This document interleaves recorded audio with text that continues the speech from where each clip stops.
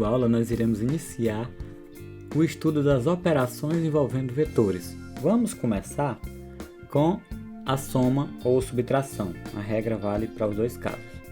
Vamos dividir aqui essa videoaula para que o vídeo não fique muito longo. Então, vamos começar aqui. No primeiro caso, nós iremos considerar que os vetores são paralelos. Nós temos os vetores A e B, que apontam na mesma direção e no mesmo sentido, e nós queremos encontrar o vetor resultante da soma deles dois. Quando eu somo dois vetores, o resultado é um outro vetor. Então eu tenho de dar conta do módulo, a direção e do sentido do vetor resultante. Para eu determinar a direção e o sentido do vetor resultante, eu uso a seguinte regra.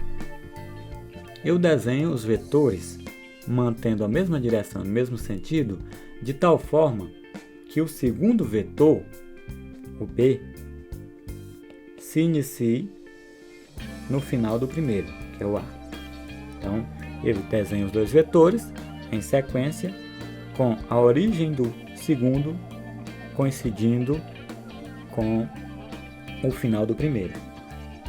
O vetor resultante, que nesse caso eu vou chamar de C, é um vetor que se inicia no começo do primeiro vetor, que é no começo do vetor A, e termina no final do vetor B. Então esse é o vetor resultante. Assim eu já defini tanto a direção quanto o sentido do vetor C. Eu preciso determinar agora o módulo. É importante lembrar que algebricamente eu represento a soma dos vetores como se estivesse somando números.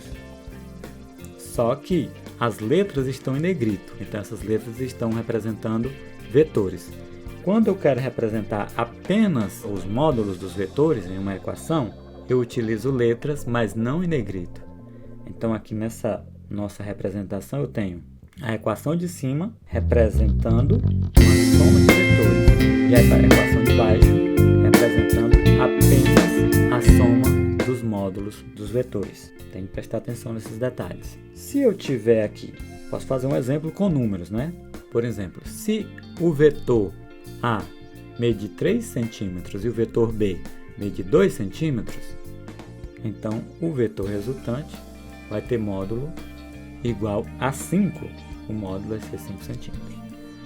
Eu vou cortar essa videoaula bem aqui e nós iremos continuar no próximo vídeo para que ele não fique longo.